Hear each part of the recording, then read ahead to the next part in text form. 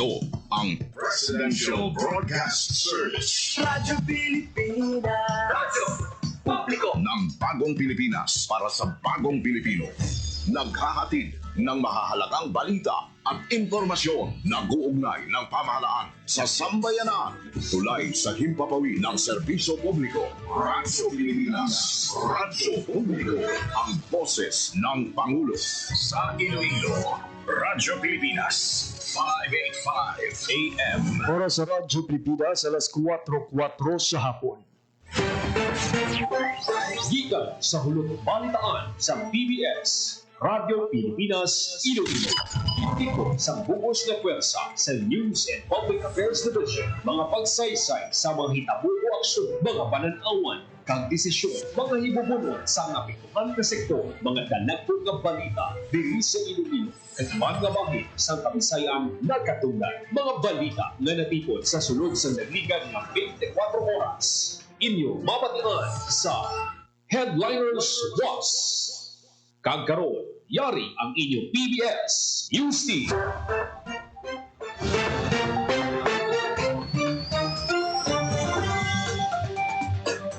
Mayong hapon Pilipinas, ini ang Headliners Was. Ano katakaroon sang Webes, Hulyo 17, 2025. Ako ang inyong tagbalita, JP Harbas, kagkaroon sa aton mga headlines.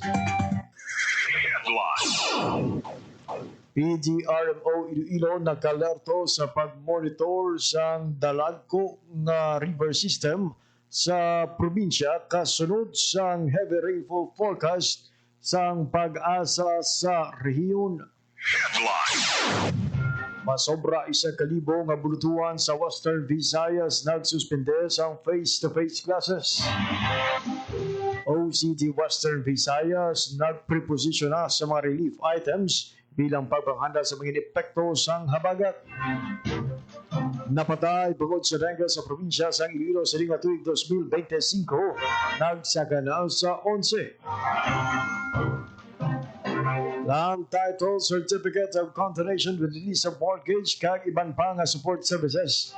Ginparagtag sang DAR sa 30,000 ka agrarian reform beneficiary sa WB.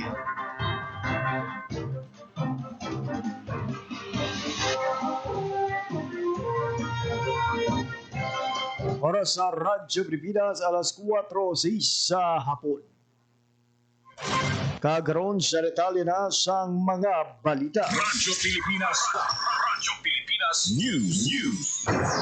PDRMO naka-alerto na sa pag-monitor sang dalagko nga river system sa probinsya sa Iloilo kasunod sang heavy rainfall forecast sang pag-asa sa rehiyon. Ang detalye sang balita sa report ni General Baclay. Radyo Pilipinas. Radyo Pilipinas Report. Padayon na ginapa-alerto sa Provincial Disaster Reduction Management Office sa mga pumuluyo kalapit sa Manabo nga lugar sa pagpangandam sa baha. Subong ginpabaskog sa bagyong Krising ang habagat. Sa interview sa Radyo Pilipinas Iloilo kay PDRMO Chief Retired Colonel Cornelio Salinas, ginpayag sini nga wala pa sang na-record nga evacuees sa probinsya sa piyak sa mabaskog na pag-ulan. Lakip sa ugot ng ginabantayan ang dalagko ang mga suba sa probinsya kasubong sang Halao River, Tigom River, Kagulian River nga may posibilidad nga mag-overflow pa ng litmag sige ang pag-ulan. Ginpanugyan man sini sa publiko nga mag-monitor sa mga ginapagwa nga weather bulletin sa pag-asa agon magkapanginlaman gidayon. Target sa PDRMO ang zero casualty. Kaya kinanglan gid ang kooperasyon sa pumuluyo ag tanan nga sektor sa pagsunod sa mga advisories labi na sa tagsa ang mga banwa. Para sa Bagong Pilipinas, General Baclay, Radyo Pilipinas, Radyo Publiko. Radyo Pilipinas. Radyo Pilipinas News. Masobra 1,000 nga bulutuhan sa Western Visayas nagsuspende sang face-to-face classes. Ang detalye sa balita sa report ni Marian Grace Araneta. Radyo Pilipinas. Radyo Pilipinas Report. Nagsuspende sang klase ang masobra 1,000 nga bulutuhan sa Western Visayas sang Huwebes, Hulyo 17, bangod sa madamol nga pagulan dala sang Bagyo Krising. Sa datos ng Department of Education Western Visayas, naglabot sa 1,322 kabulutuhan na ng suspende sang in-person classes. Lakip diri ang 539 kabulutuhan gikan sa Schools Division Office of Antique, 531 sa SDO Iloilo, 141 sa SDO Capiz, 44 sa SDO Pasig City kag 66 sa SDO Iloilo City. Bangod nga wala sa in-person classes, nag-shift sa alternative delivery mode o kung ADM ang mga buluthuan. Para sa Bagong Pilipinas, Marian Grace Areñata, Radyo Pilipinas, Radyo Publiko. Radyo Pilipinas. Radyo Pilipinas News. Samtang naglabot sa masobra 22 ka bultuhan na nagdeklara sa class suspension sa probinsya sa Iloilo kasunod sa maulalon nga panahon dala sa habagat nga ginpabaskog sang bagyong Krising. Sa kay PDRMO Chief Retired Colonel Cornelio Salinas nakugid ang pagbulig sa class suspension agud hindi na makompromiso mga estudyante labi na mga nag-eskwela sa mga bultuhan nga malapit sa flood-prone area. Gindayo man sini ang parasiga desisyon sa mga alkalde sa Kabanwahanan sa pagdeklara sa class suspension nga ginalakipan sa pila ka mga banwa sa narituhay ka distrito sa probinsya. Radyo Pilipinas. Radyo Pilipinas News. Nag-declare man sa suspensyon sa in-person classes Hulyo 17 kag 18 ka banwa sa Antique. Wala klase sa talang level sa banwa sa Lawaan samtang preschool tugtog senior high school sa iban nga banwa sa probinsya bangod sa maraming nga tiyempo tuga sa bagyong Krising PH. Samtang Radyo Pilipinas. Radyo Pilipinas News.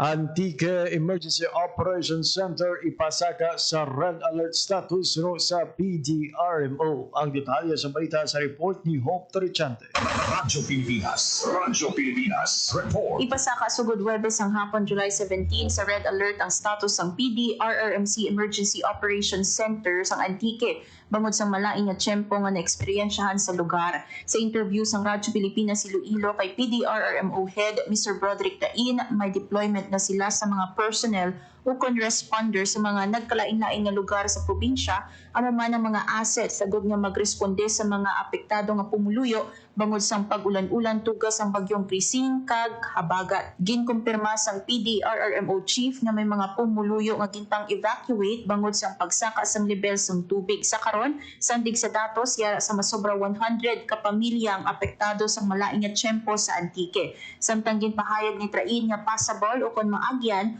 ang mga mayon nga dalano sa probinsya lakip na ang mga dalan padulong sa Iloilo kag Aklan. Para sa Bagong Pilipinas, Hope Torichante, Radyo Pilipinas, Radyo Publiko. Radyo Pilipinas. Radyo Pilipinas News.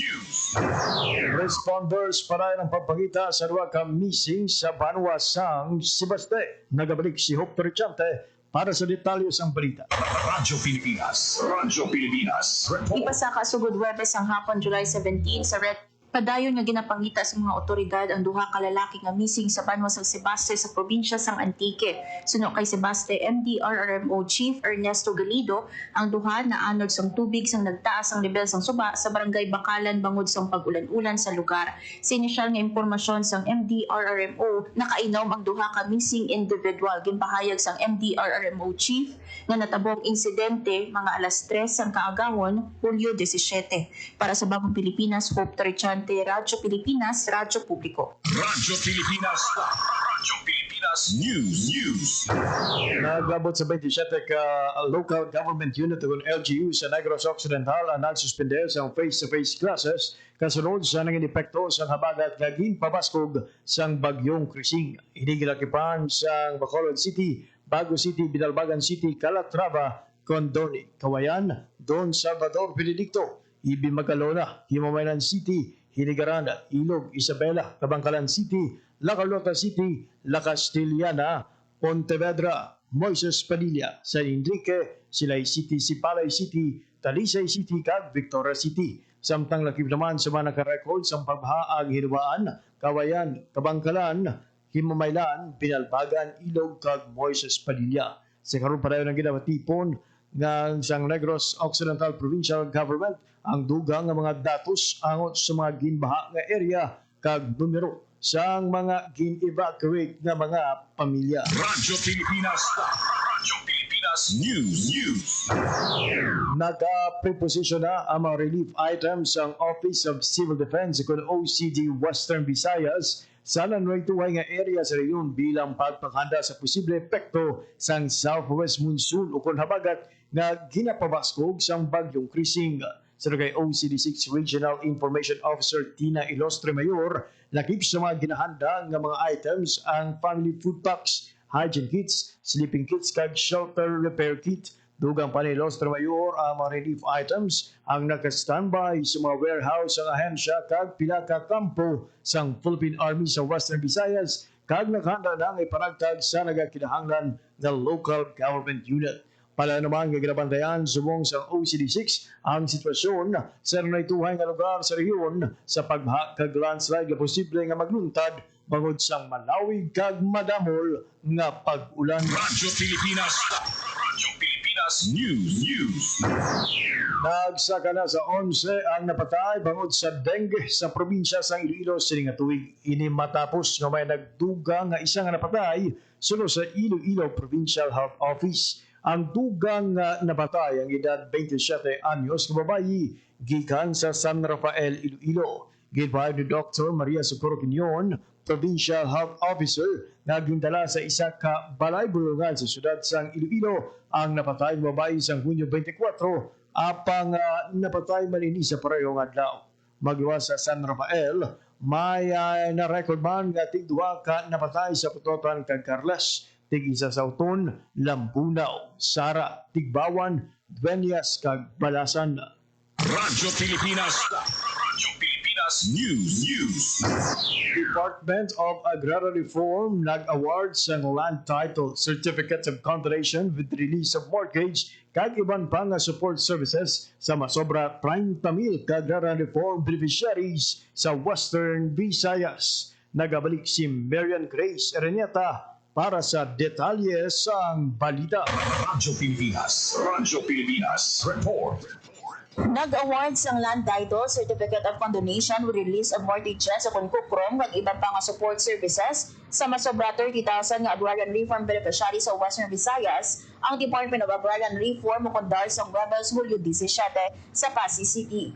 Ginpangunahan ng Undersecretaries Jessry Palmares kag Joseph Angelo Martires, mga Assistant Secretary ang pagpanghatag sang Certificate of Land Ownership Award o KONCLOA, e-titles, kukrum kag iban pa nga support services sa City of Pasig Arena. May kabug-usan nga 275 ka KLOA nga may area nga masobra sa 283 nga hektarya ang ginhatag sa 183 ka ARB gikan sa Panagag-Guimaras Island para sa new lands. Nag-turnover man ang DARS ng 621 ka electronic titles nga may area nga masobra sa 702 hektarya sa 361 ka ARB sa idalom sang support or parcelization of lands for individual titling upon split project, top 39,443 ka certificates of condonation with release of mortgages sa masobra 29,000 ka ARB nga makadula sa ilang nga utang nga masobra sa 1.1 billion pesos. Samdang na turnover man ang DARS ang masobra sa 25 million pesos nga bili sa support services pinaagi sa Sustainable Resilient Agrarian Reform Communities o Consure Art Project sa 26 kapili nga agrarian reform beneficiary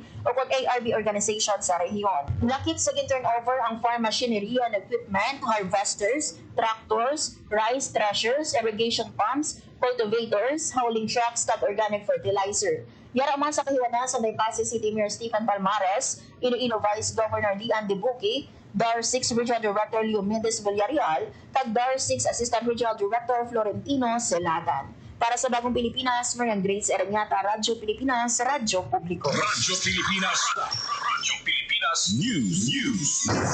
Pinakabig bestseller sa gibuksan nga kadiwa display center sa Department of Agriculture ang mga ice cream products sa gani Ilongga OFW sa Singapore. Ang Army's Ice Cream ni Army Sampani siyang igtambo sa Miguel Iloilo nagatanyag sa dekalidad nga sorbetes sa kasarangan nga presyo. Ang saborosong ice cream gikan sa segundo distrito makabigid nga tatak lokal nga produkto. Ang mapanakot sini ginalkipan sa mga preska nga root crops kag prutas pati na sang gatas ang bako kung kanding sang Western Visayas. Nag-umpisang istorya sa Army's Ice Cream sa Singapore kung saan nagtrabaho ang Ilongga sa masobra isa kadekada. Samtang nagatrabaho bilang caregiver, si Sampani ang nahatagan sa kahigayunan nga mahana sang AIDA, isa ka organisasyon nga nagabulig sa mga migrant domestic workers kag low-income women sa paglabot sa economic independence pinaagi sa financial education. Sa programa sang AIDA, ang mga OFW kaangin Sampani mahimo nga magtuon sa nunituhay nga module nga masami nagalawig sing isa ka tuig. Matapos ang iya pag-enroll sa duha ka module, nagdesisyon si Sampani nga magpaydalom sa natanyag nga accelerator nga may component nga business planning competition. Sa bulig sang libro kag gamitan nga ginpamit sang iya nga amo, napinsara ni Sampani nga isumite ang plano sa ice cream production nga negosyo. Ang iya business plan ang nagmadinalagon matapos nagpangibabaw sa nasabit nga kompetisyon. Matapos ang masobra 13 ka tuig nga pagtrabaho abroad, nagdesisyon si Sampani nga magpauli kag suguran ang pagnegosyo sa pungsod. Tuig 2019, siyang nagdesisyon si Sampani nga magtunar na sa Pilipinas kag ipadayon ang pagbaliga sa iyang ice cream product. Apang hindi nangin mapos ang iya pagsugod. Ginako ni Sampani nga nanging panghangkat sa iya ang pagprepara sa pondo kag pagpangita sa merkado agud masiguro nga iya nga mapadayon ang pagnegosyo. Isa ka tuig gumalin sang iya pag-umpisa, nadugangan pa ang iya pagkabalaka bangod sa epekto sa ekonomiya sang pamahog nga dalasang pandemya. Nag-agi man sa pila ka problema, natigayon ni Sampani nga mapadayon ang iya ice cream business bangod sa mga nabaton nga suporta. Pinaagi sa merkado tienda sa Bucari, Leon, nga ginorganisa ni 2nd District Representative Michael Goroseta, naging customer ni Sampani ang isa ka negosyante gikan sa Mandurriao nga ningin regular niya nga bumanakal sa tion sang pandemya. Natalupangdan man ang iya nga produkto pinaagi sa pag-upod sa mga trade fair sa Department of Trade and Industry o kon DTI sa Iloilo. Bangod sa iya mga trade fair exposure, nakilala kag nabuligan si Sampani sang Department of Agriculture. Sa karon, regular na siya nga nagaupod sa mga ginahiwat nga kadiwa activity sang DAWV sa Iloilo City. Isa ang pagbukas sang mas madamo nga kadiwa store sa mga programang ginuduso ni Presidente Ferdinand R. Marcos Jr. sa handom nga obrahon nga mas accessible kag barato ang mga agricultural and fishery product para sa mga Pilipino. Para kay Sampani, tuman kadako nga bulig ang programa para mapataas ang ilang kita kag mas makilala pa ang ilang mga baligya. Ang Army's Ice Cream ang isa man sa 30 ka MSME nga nag-display sa lokal nga produkto sa Kadiwa Display Center nga ginubuksan sa DAWB sa nagligad nga Hunyo. Sa kay Sampani, bangod sa Kadiwa Display Center, may estable na sila nga pwesto kag hindi na sila budlay pangitaon sa publiko. Magluwas sa Kadiwa Display Center sa Parola area, ang Army's Ice Cream regular nga makitaan sa negosyo center sa San Miguel kag sa CPU Dining Hall. Ang Army's Ice Cream sarang matilawan sa 24 ka flavor kaangay sang guyabano, mango, coconut, dragon fruit kag avocado. Radyo Pilipinas. Radyo Pilipinas News. Samtang sa iban pagid nga balita, Radyo Pilipinas. Radyo Pilipinas News. ERO6 Chief General Ligan ginpangunahan nag-kick-off sa 30th Police Community Relations Month celebration. Ang detalye sa balita sa report ni Jedal Baclay. Radyo Pilipinas. Radyo Pilipinas Report. Kadugan sa pagsaulog sa 30th Police Community Relations Month, ginpangunahan ni PRO6 Chief Police Brigadier General Josepino Ligan ang pagkandak sa school symposium sa Cyber Awareness and Anti-Cyberbullying. Lakip sa mga nagtambong sa symposium ang mga estudyante kag manunudlo gikan sa Halandon Memorial National High School nga mong host ng programa. Naghiwat man sa kick-off ceremony isang 9/11 5-minute response time program ang kapulisan. Sa din sila ang nagpanagtag sang informational materials, calling cards kag bookmarks. Ginpakita man ang live simulation sa Iloilo City Police Office sa ila pagresponde sa mga hitabo. Para sa Bagong Pilipinas, General Baclay, Radyo Pilipinas, Radyo Publiko. Radyo Pilipinas. Radyo Pilipinas News. Samtang sa ibang pagid nga mga balita, bag-o nga DPWA6 Regional Director nagbisita kay Rojas City Mayor Dadivas. Nagabalik si Hope Trichante para sa detalye sa balita. Radyo Pilipinas. Radyo Pilipinas. Nagbisita sa Rojas City Hall si Department of Public Works and Highways Region 6 Regional Director Joel Limpenco. Nag-courtesy visit ang Regional Director kay Mayor Ronnie De Divas kag nahambalan ang pila ka mga proyekto. So sa Rojas City Government na ngayo sang bulig ang alkalde, agud mapondohan ang pila ka mga proyekto nga igapatuman sa syudad lakip ng pagpakayo sang river control sa Lapu-Lapu Street, rehabilitasyon sang Capiz Bridge, pagpatindog sang bypass road kag tulay sa Barangay Tangke tubtob Arnaldo Boulevard, dredging operation sa Kulasi Port, walking bridge kag rehabilitasyon sang circumferential road sa Dayao. Nagpasalig naman si Director Limpenco nga mabulig ang DPWH Region 6 para matuman ang mga ginaduso nga proyekto sa Rojas City. Para sa Bagong Pilipinas, Hope Trichante, Radyo Pilipinas, Radyo Publiko. Radyo Pilipinas. Radyo Pilipinas News. Ginbasura man sang konseho ang proposed ordinance ni Councilor Sheen Marie Mabilog na nagaresulta sang 80% reduction sa real property tax. Imbitado gahapon ini sa igapatawag na committee hearing sang Committee on Ways and Means. Suno kay City Councilor kag Majority Floor Leader Rex Marcos Sarabia. Para bukas para kay Councilor Sheen Marie Mabilog ang pagpalabot sang iya proposal sa natala ng hearing kung gusto sini magtambong. Ginpahayag man ni Sarabia nga chairman sa Committee on Appropriations ang Sangguniang Panglungsod, nagapati siyang may dako nga disbintaha ang proposal ni Mabilog bangod madamo sang serbisyo ang may maapektuhan labi pa kag sa buwis nagasandig ang pagpondo sa padamo nga programa rason nga wala ini nagsuporta sa proposal. Ginpahayag naman ni Mabilog nga magatambong ini sa talana nga hearing sang komitiba agud maplastar ang iya hinyo nga pagparubo sang RPT. Radyo Pilipinas. Radyo Pilipinas News. Apat ka truck na naglapas ang quarry regulations ng Antique Gindakop. Ang detalye sa balita sa report ni Hope Trichante. Radyo Pilipinas. Radyo Pilipinas. Dakop sa Kulasi Antique ang apat ka truck na may karga sang balas kag bato bangod sang paglapas sa quarry regulations sang probinsya. Ginpahayag sang provincial government may ara sang misdeclaration sang volume sang karga sang truck, open dated transport receipt, wala sang cover kag wala sang transport documents ang ilang mga bayulasyon. Suno sa provincial government, duha ka truck ang may karga nga tagtig 3 ka cubic nga fine sand, isa ang may karga sang 3 ka cubic nga bato kag isa ka 10-wheeler truck ang may karga sang 20 cubic nga washed sand. Naglabot naman sa 30,000 pesos ang multa sa apat ka mga truck. Paandam sa Provincial Environment and Natural Resources Officer sa mga quarry operators, pananglit magdangat sa 5 ang ila bayulasyon, ang quarry permittee hindi na pagtugutan nga magpadayon sang quarry operation. Para sa Bagong Pilipinas, Hope Trichante, Radyo Pilipinas, Radyo Publiko. Radyo Pilipinas. Radyo Pilipinas News. Ang oras sa Radyo Pilipinas alas 4:26 sa hapon. Kag mayadto ang mabalita na tipon kag ginbantayan sang Radyo Pilipinas Iloilo News Team. Para sa Danos Buwas, mga adlaw sang Webes, Hulyo 17, 2025. Sa ngalan sa akong mga katuwang technical engineer Roy Louie Kaypang sa studio, Mr. Jeffrey Bitita sa transmitter. Ako naman ang inyo nanging tagbalita, JP Herbas. Madamo nga salamat sa inyong pagpamati. Mayong hapon, Pilipinas. Ang inyong tulay sa himpapawid ng serbisyo publiko, ang Presidential Broadcast Service, Radyo Pilipinas, Radyo Publiko. Radyo Pilipinas. Radyo Publiko.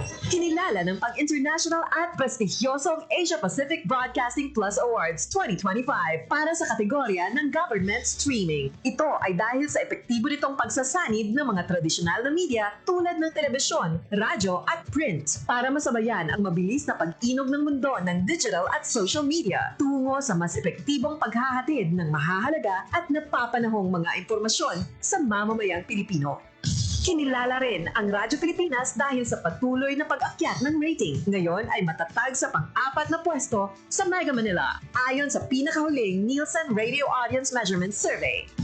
At sa social media, nakamit ang mahigit 2,000% pagtaas ng bilang ng mga sumusubaybay sa Radyo Pilipinas page sa unang bahagi ng 2025.